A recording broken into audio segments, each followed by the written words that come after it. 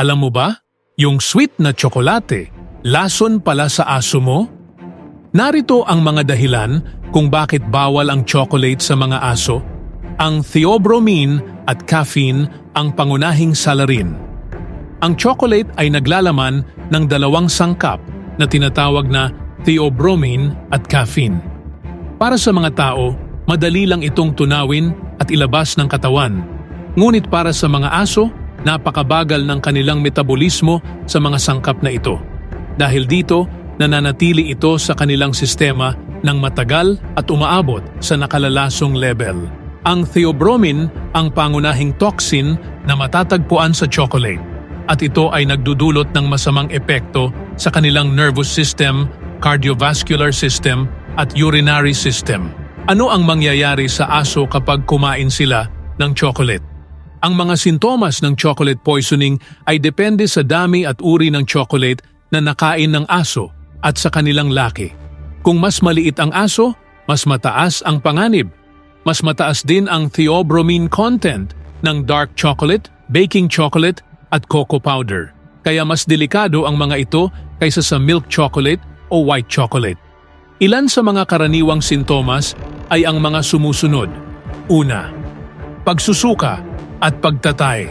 Isa sa mga pinakaunang sintomas.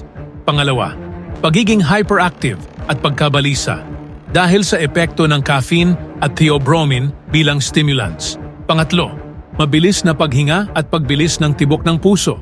Ito ay nakakapagpabigat sa trabaho ng kanilang puso.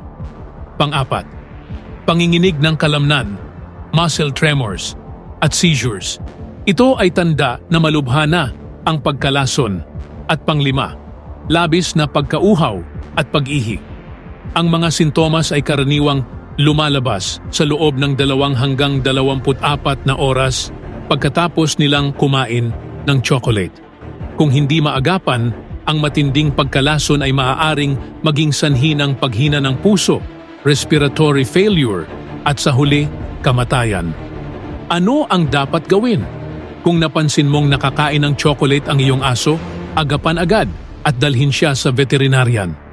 Mahalagang malaman mo kung anong uri ng chocolate ang nakain at kung gaano karami dahil makakatulong ito sa veterinaryo na matukoy ang tamang lunas.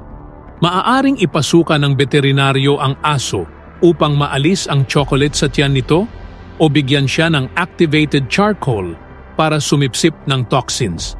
Sa madaling salita, huwag na huwag pakainin ng chocolate ang iyong alaga.